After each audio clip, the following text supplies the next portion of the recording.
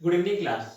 So, we were studying the solution chapter in your chemistry chapter 2, and in the previous class, we have learned about the solubility of solid in liquid, and today we have to learn about the new topic, the solubility of gas in liquid. Okay, so let us revise what we have learned in the solubility of solid in liquid. That pressure does not have any effect on the solubility of solid in liquid, and also like dissolves like, okay, कि polar liquid ही polar solid को dissolve करेगा, non polar liquid ही non polar solid को dissolve करेगा. Temperature का effect हमने study किया था एज पर the Le Chatelier's principle, and now we have to learn about the solubility of gas in a liquid. So just suppose there is a container which is half filled by liquid. ठीक है, इसमें half क्या है, ये यहाँ पे ये liquid portion है. ठीक है, एंड एक ऊपर से कोई वेट है या फिर जस्ट लाइक अ पिस्टन, जो आपने स्टडी किया होगा कि एक पिस्टन रहता है कि कंप्रेस करने के लिए. ठीक है, एंड जो ये एम्प्टी स्पेस है इस पिस्टन और लिक्विड के बीच में, ये किससे फिल्ड होगा, गैस पार्टिकल से फिल्ड होगा. ठीक है, अभी मान लीजिए कि नॉर्मल टेम्परेचर एंड प्रेशर चल रहा है. ठीक है, at it is at STP, standard temperature and pressure. तो अभी क्या है, अब जैसे कि मैं जस्ट सपोज कि जब मैं पिस्टन के ऊपर प्रेशर लगाना शुरू करूंगा, यानी मैं जस्ट पिस्टन को प्रेस करना शुरू कर दूंगा. ठीक है, तो what will happen, the distance between the piston and the liquid surface will automatically what happen, decrease. It means I am increasing the pressure. So for the gaseous molecule, the spaces remaining, yeah, the vacant space is getting decreased. It means that when the piston and the liquid were at the initial position, the number of gaseous molecules were more. But at this case, the number of gaseous molecules are decreasing at a constant rate, or they are decreasing continuously. वो continuously क्या हो रहे हैं, decrease होते जा रहे हैं. It means कि गैस कहाँ पे जा रहे हैं, वो वाटर में डिसॉल्व होते जा रहे हैं. उससे पहले क्या था कि गैस है वो sufficient energy that they were just colliding with the surface of the water, and they were colliding with the surface of the piston and the surface of wall and with each other. But as they have increased the pressure, the gaseous molecules are getting dissolved in the liquid. यानी यहाँ पे उनकी solubility कम थी जब pressure कम था, जैसे ही pressure मैंने बढ़ाया सॉल्युबिलिटी क्या हो गई, बढ़ गई. It means the solubility of a gas in liquid is dependent on the pressure as well as temperature. Pressure and temperature in दोनों पे डिपेंड करता है कि यानी जैसे ही मैंने प्रेशर बढ़ाया वैसे ही क्या हो गया, ये कंप्लीटली क्या हो गया, डिसॉल्व होना शुरू हो गया. तो इसमें ये आप लोग एक ये बोल सकते हैं कि at constant temperature the solubility of a gas and liquid is directly proportional to the pressure of the gas. ठीक है, कितना ज्यादा उस पे गैस के ऊपर प्रेशर बढ़ेगा उतना ज्यादा वो क्या होता जाएगा, इसमें सॉल्युबल होता जाएगा.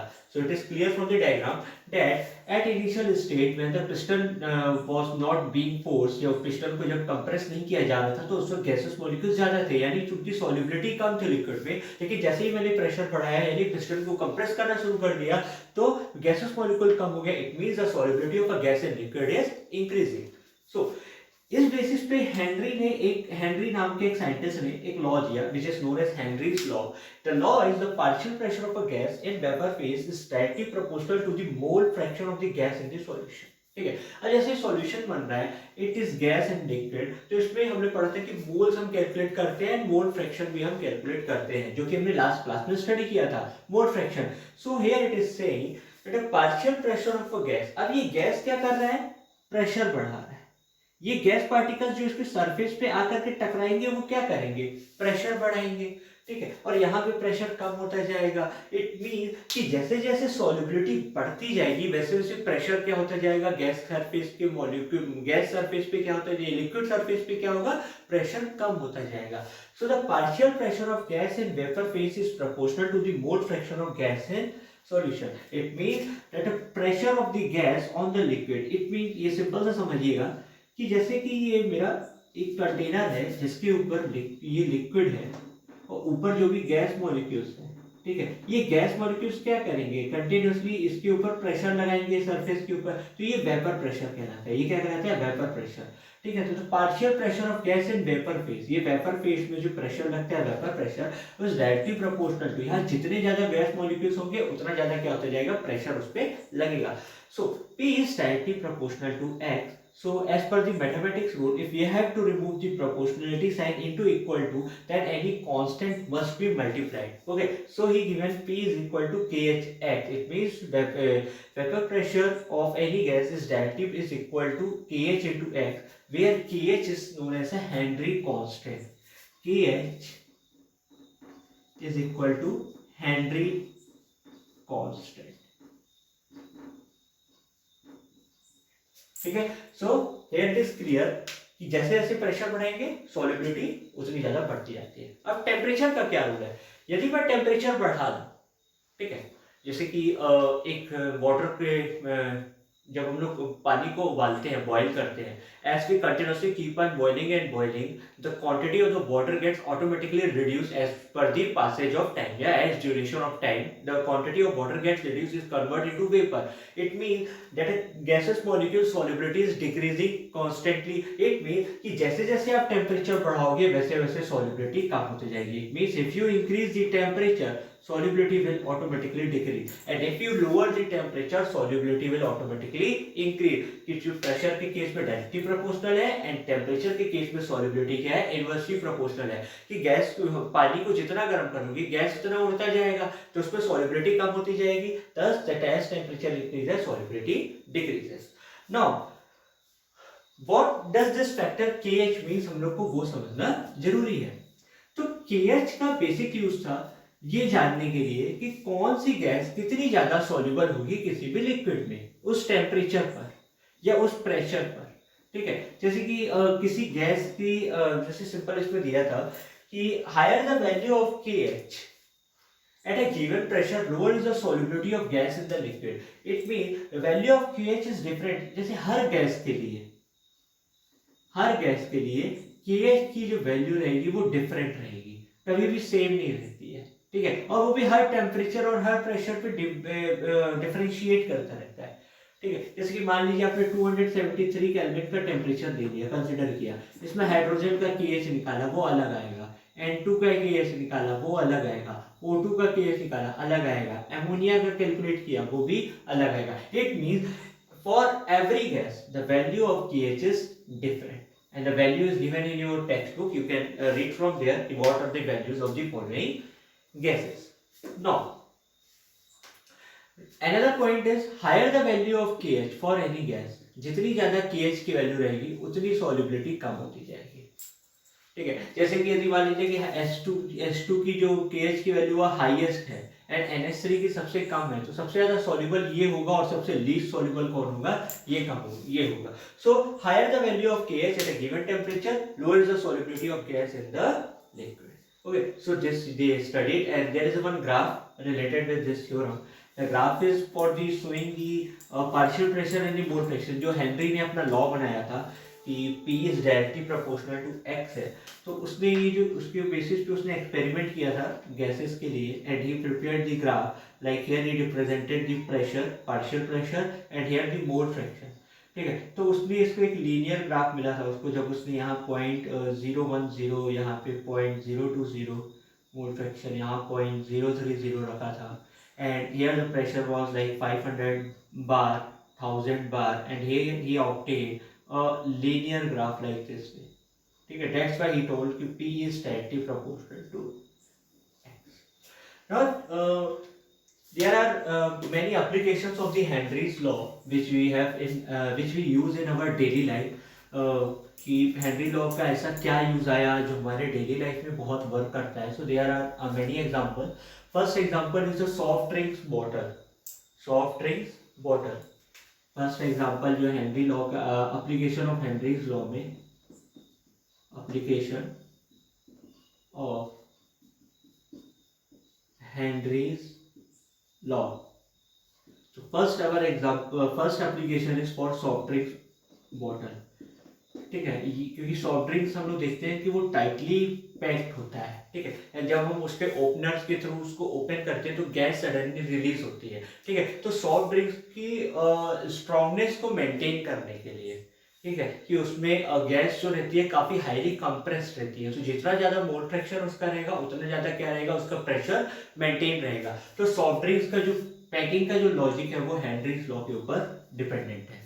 ठीक है, you can read the theory or the definition, the soft drinks of this point from the textbook. So it was a simple the concept कि जो गैस की बॉटल, जो कोल्ड ड्रिंक्स की बॉटल रहती है वो हाईली कंप्रेस्ड या highly tightly packed रहती है, इसलिए ताकि उसमें प्रेशर मेंटेन रहे. सेकेंड इज स्कूबा ड्राइवर्स के लिए बहुत ज़्यादा इसका यूज होता है. स्कूबा ड्राइवर्स के लिए, स्कूबा ड्राइवर्स यानी जो सब सी वाटर में अंदर एकदम डीप जाते हैं for finding the different things or new things or for the study of the animals of the sea or for the sea they use for the scuba divers. उनके क्या रहता है कि जैसे जैसे हम नीचे जाते हैं प्रेशर हमारा ऑटोमेटिकली क्या होता जाता है, लो होता जाता है. तो वहां पे क्या होगा कि सांस लेने में दिक्कत आती है. तो किस प्रकार से गैसेस के मिक्सचर होने चाहिए, कैसे उसमें, जैसे इसमें हीलियम भी रहता है, नियॉन भी रहता है, ऑक्सीजन रहता है, नाइट्रोजन रहता है, तो इन सब पे एक मिक्सचर्स रहता है, किस रेशियो में रहना चाहिए, कैसे परफेक्टली रहना चाहिए, ताकि जब हम ऊपर आए तो हमको ये क्या रहता है कि अगर यहाँ पे प्रॉपर ये गैसेस का मिक्सचर नहीं मेंटेन किया जाएगा या प्रॉपर सिर्फ ऑक्सीजन यूज किया जाए, तो क्या होता है कि यूजुअली कि हमारा जो ब्लड है वो बाहर आना शुरू हो जाता है. तो ऐसा फ्लो आउट ना हो जब हम ऊपर आए, तो इसलिए उन्होंने इसका जो यूज था कि किस प्रकार से उसको मिक्सचर्स में रखा जाए. ये जो स्कूबा ड्राइवर्स के लिए जो ऑक्सीजन सिलेंडर की गैस का इस्तेमाल होता है वो पूरा का पूरा हेनरी लॉ पे डिपेंडेंट होता है. You can read the theory from the text book. Third example is for the mountaineers or mountain climbers or the peoples living at the higher altitude. Mountain climber or people living at higher altitude, वहाँ पे भी क्या होता है कि pressure कम हो जाता है. एंड प्रेशर कम हुआ इसका मतलब है कि गैस जो है एटमोस्फेयर में ज़्यादा से ज़्यादा डिजोल्व नहीं हो रही है. इट मीन्स वहाँ ऑक्सीजन की क्या बन जाती है, कमी बन जाती है, तो वहाँ सांस लेने में दिक्कत होती है. तो उनके लिए भी यहाँ पे हेनरी लॉ वर्क करता है कि कैसे कौन सा ऑक्सीजन सिलेंडर किस मिक्सचर्स में प्रोवाइड किया जाए माउंटेन क्लाइंबर्स को, ताकि उनको सांस लेने में दिक्कत नहीं हो. And many other examples are given in your textbook, you can read from there, but these three are the important applications regarding the Henry law.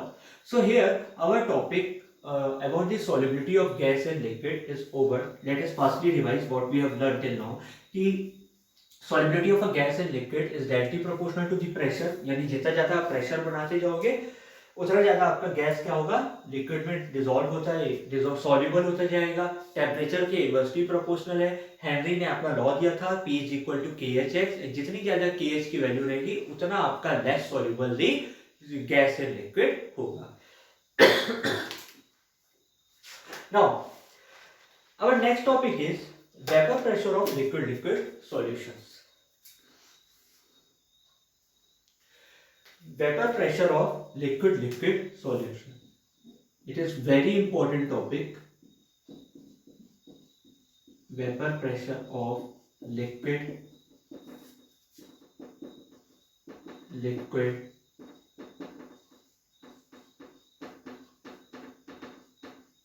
solution. Generally, when we talk about this topic, we usually consider the volatile liquids. What is the meaning of volatile liquids? The liquid which easily evaporate. क्या होते हैं, जो easily evaporation करना शुरू कर देते हैं, यानी लिक्विड से गैस में कन्वर्ट करना शुरू हो जाते हैं, यानी लिक्विड से वेपर में कन्वर्ट होना क्या हो जाते हैं, जल्दी से जल्दी शुरू हो जाते हैं. उसको हम क्या बोलते हैं, volatile liquids बोलते हैं. अब usually we are talking about the liquid solution. It means among which one will be solvent and one will be solute. So we, as I have told you, solute is denoted by A and solvent is denoted by B. It is asking here what we do. We take a two volatile liquids in a beaker, which in a closed beaker. ठीक है, कि यहाँ पे आपने liquid भर दिया जहाँ पे A and B दोनों के मॉलिक्यूल्स प्रेजेंट हैं. ठीक है, so here it is closed. Close का मतलब अब ये हो जाएगा कि ये एवोपरेट होना शुरू हो जाएगा. अब बाहर तो जा नहीं सकता है. ए और बी दोनों एवोपरेट हो गए. क्यों? क्योंकि दोनों वोलेटाइल लिक्विड है. दोनों volatile liquid, it means A will also evaporate and B will also evaporate. ठीक है, तो अब ये क्या होता है कि ये लोग एवोपरेट करना शुरू कर दिए. They evaporate until a equilibrium is established. एक इक्विलिब्रियम जब तक एस्टेब्लिश नहीं हो जाता, इक्विलिब्रियम तब तक एस्टेब्लिश होगा कि जब आपका लिक्विड फेज का वेपर फेज में कन्वर्जन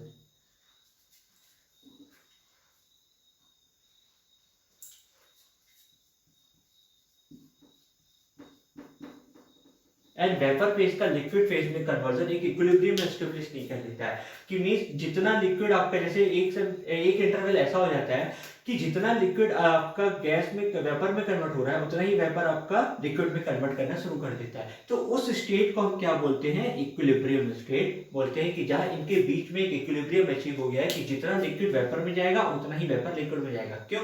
क्योंकि वेपर बाहर तो जा नहीं पा रहा है, तो इसके पास क्या रहता है कि एक लिमिट तक ही लिक्विड जो है वेपर में कन्वर्ट होती है। अब जो और लिक्विड, जैसे कि जस्ट सपोज कि 100 मॉलिक्यूल्स ऑफ लिक्विड है उसमें, ठीक है, तो उसमें से मान लीजिए 40 जो है वेपर में कन्वर्ट हो गया, उससे ज्यादा नहीं हो सकते हैं, ठीक है, तो 60 अब मेरे लिक्विड वाले बच गए। अब इन द केस इफ 15 अगर किसी एक मॉलिक्यूल्स ने का लिक्विड वेपर में कन्वर्जन हुआ तो ऑटोमेटिकली वेपर जो है लिक्विड में कन्वर्ट होना शुरू होगा। क्यों? क्योंकि इनको रेशियो 60:40 का मेंटेन रहता है। And this stage is known as equilibrium stage.